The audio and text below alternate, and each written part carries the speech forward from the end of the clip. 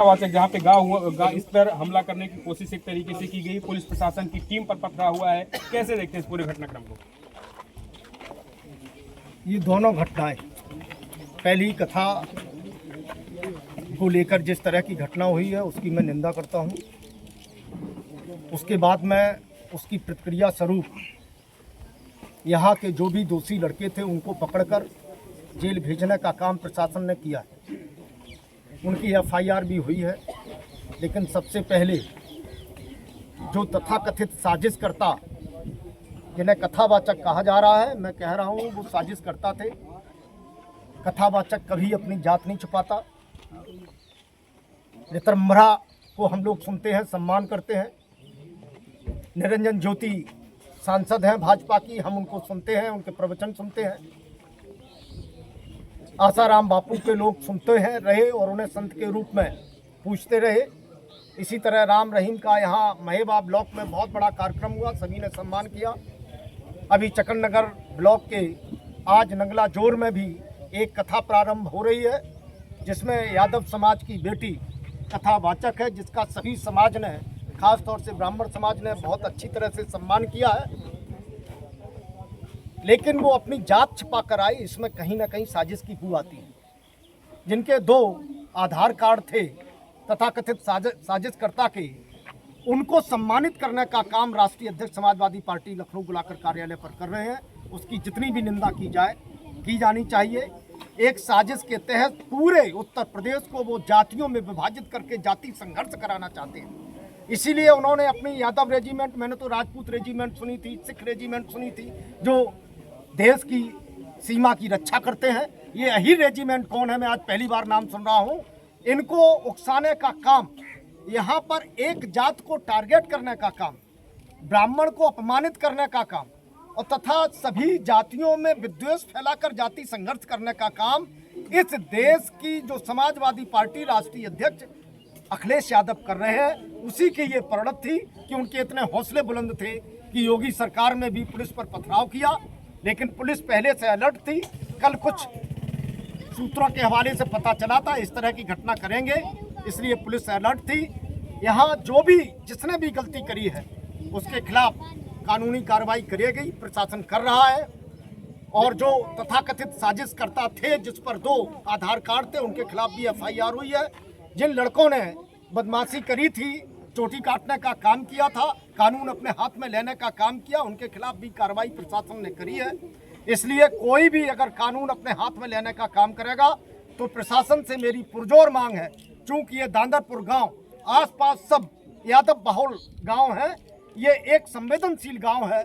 यहाँ हमेशा समाजवादी पार्टी के समय भी इस दल में जितने भी वोटर हैं, हर जात के लोगों का समर्थन भारतीय जनता पार्टी को 80% से अधिक मिलता रहा है। इसलिए भी पूर्वाग्रह से ग्रसित है इस गांव के प्रति यहाँ के लोग, वो कुछ भी अनहोनी घटना कर सकते हैं। इसलिए हमारी प्रशासन से मांग है, एक सेक्शन पीएससी यहाँ पर अलॉट करके कुछ दिनों के लिए लगाएं। गांव की जो भय का माहौल है, मैं भी गांव में होकर आया हूँ, महिलाएं भी भयभीत हैं, बच्चे भयभीत हैं। यहाँ के पुरुष ज़्यादातर 3 दिन से पलायन करे हुए हैं, गांव के बाहर हैं। यहाँ विश्वास बहाली करी जाए और एक ऐसा एहसास कराया जाए गांव वालों, ग्रामीण वासियों को कि ये योगी की सरकार है, इस पर कोई भी कानून अपने हाथ में लेकर किसी को नुकसान नहीं पहुंचा सकता। ऐसी मेरी प्रशासन से मांग है। बिल्कुल जायज़, ये चोटी काटना जायज़ नहीं कह सकते हैं, लेकिन जात छपाना भी जायज़ नहीं है। मैंने रितंभरा का आपको उदाहरण दिया, मैंने उमा भारती का उदाहरण दिया, मैंने निरंजन ज्योति का उदाहरण दिया। एक राजपूत समाज से हैं, साची महाराज प्रवचन करते हैं, राजपूत समाज से हैं, उमा भारती राजपूत समाज से हैं, तथा यहाँ पर आसाराम बापू जी कायस्थ समाज से थे। और लोकल के भी कई लोग हमारे यहाँ, एक साक समाज से राजीव शास्त्री हैं दिव्यापुर के, वो कथा कहते हैं। यादव समाज के कई लोग हैं, मैंने नंगला जोर का भी आपको उदाहरण बताया, आज ही से कथा शुरू हुई है। जय गुरुदेव का यहाँ सब सम्मान करते हैं, उनका आश्रम बना हुआ है, वो भी यादव जात से हैं। यहाँ कहीं भी कोई भी अपमान करने की बात नहीं।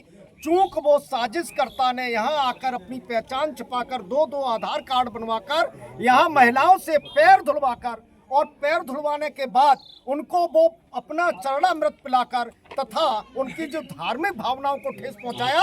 जब भोजन करने गया तो महिलाओं के साथ अभद्रता करने का काम किया। जो परीक्षित थे उनके आवास पर जाकर उसका ये जन आक्रोश था। इस तरह की ये घटना जो हुई है ये कहीं ना कहीं रोष के कारण हुई है और चोटी काटना उचित नहीं समझता हूं। उसके खिलाफ प्रशासन ने उनको जेल भेजने का काम किया है लड़कों को।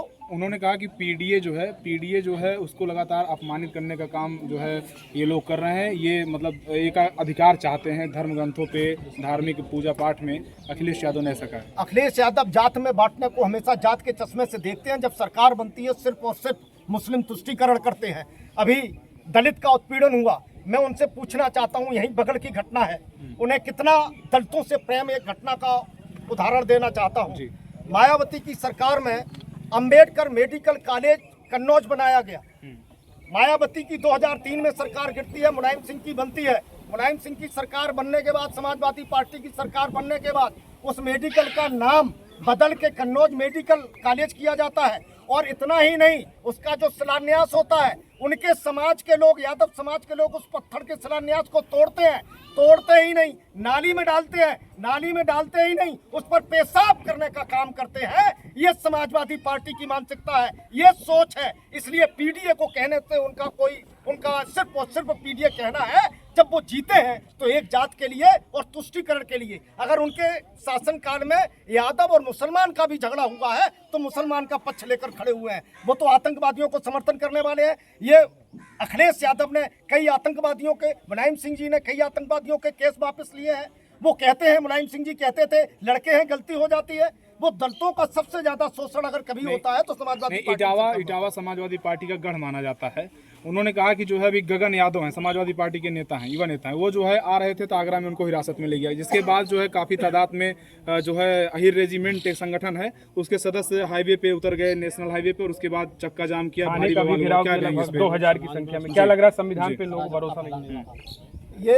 ये कहीं ना कहीं जो मैं कह रहा हूं, ये संविधान की दुहाई दे रहे हैं। अभी लोकसभा चुनाव में संविधान खतरे में, इस तरह की बात कर रहे हैं और खुद संविधान को तोड़ने का काम करते हैं। उन्हें कानून पर भरोसा नहीं है, उन्हें संविधान पर भरोसा नहीं है, उन्हें प्रशासन पर भरोसा नहीं है। चलिए शासन पर भरोसा ना करें लेकिन कानून पर तो करें। उनका समाज जिस तरीके से वो आग फैला रहे, आग लगा रहे हैं, कानून अपने हाथ में लेकर जाति वैमनस्यता फैलाकर जाति संघर्ष करवाना चाहते हैं अखिलेश यादव। सोशल मीडिया में आप देख रहे होंगे कि किस तरीके से 2-4 लोगों की वजह से पूरे ब्राह्मण समाज को टारगेट किया जा रहा है। तो क्या इसमें राजनीति की बू आप देखने को मिलती है? 27 का चुनाव आ गया है, कोई राजनीति भी आपको दिख रही है इसमें? बिल्कुल ये राजनीति है और मैं प्रशासन से मांग करता हूं, सोशल मीडिया पर जो अभद्र टिप्पणियां किसी वर्ग, किसी जात के खिलाफ, किसी महिलाओं के खिलाफ करी जा रही हैं, इनका संज्ञान लेकर उनके खिलाफ कार्रवाई करेगा, ऐसा मेरी प्रशासन से मांग है। और मैं प्रशासन से मिलकर ये बात उनसे रखूंगा भी कि इस तरह के जो भी सोशल मीडिया पर वैमनस्यता और जाति विद्वेष फैलाकर जात संघर्ष कराना चाह रहे हैं, उनके खिलाफ कार्रवाई करी जाए। तो गांव के लोगों की आपने कहा कि भी पलायन कर रहे हैं, तो इनकी सुरक्षा को लेकर के जिस तरीके से आप 2-4 दिन तो मान लीजिए पुलिस भी ऐसी तैनात रहेगी, क्योंकि आसपास आप कह रहे हैं कि यादव बाहुल इलाका है, तो इनकी सुरक्षा को लेकर कैसे देखते हैं? दादरपुर एक बहादुर लोगों का गाँव है। यहाँ के लोगों ने कई संघर्ष देखे। दादरपुर के लोग तब भी नहीं डरे जब समाजवादी पार्टी की सरकार थी। गुंडे यहाँ बूथ लूटने आते थे, बगड़ की पोलिंग पर पहाड़पुर में बूथ लूट लेते थे, लेकिन दादरपुर में कभी हिम्मत नहीं पड़ी। यहाँ के लोग सब खड़े होते हैं, बच्चे से लेकर महिलाएं और पुरुष तक। लेकिन ये जो घटना घटी है इसको लेकर कहीं ना कहीं डर है।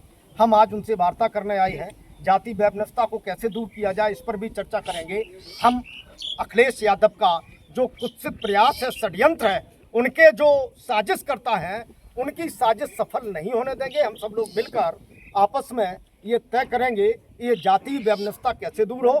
जब तक ये डर बना हुआ है, लोगों में भय व्याप्त है, तब तक प्रशासन से मांग तो क्या गांव के लोग जो है वो पलायन कर रहे हैं, ब्राह्मण जो है वो पलायन कर रहे हैं इस समय डर के वजह से? इसलिए पलायन कर रहे हैं, यादवों के डर के वजह से नहीं कर रहे हैं। वो कर रहे हैं, प्रशासन ने उन 50 लोगों के खिलाफ, जो अज्ञात लोगों के खिलाफ FIR कराई है, पता नहीं किसे पकड़कर जेल भेज दे, इसलिए थोड़ा उनको डर है प्रशासन को लेकर। बाकी प्रशासन से बात करी जाएगी, कोई भी निर्दोष जेल नहीं जाए। और मैं चाहता हूं कोई भी दोषी, चाहे वो साजिश करता तथाकथित हो, जो इसके 2-2 आधार कार्ड पकड़े गए हों, चाहे वो हो, उनके खिलाफ कानूनी कार्रवाई होनी चाहिए। जिन्होंने चोटी काटने का काम किया है उनके खिलाफ भी कानूनी कार्रवाई होनी चाहिए। एक आखिरी सवाल है, अभी आपने कहा कि यहाँ के आप पूर्व ब्लॉक प्रमुख रहे हैं, तो क्या देखते हैं कि क्या समाजवादी पार्टी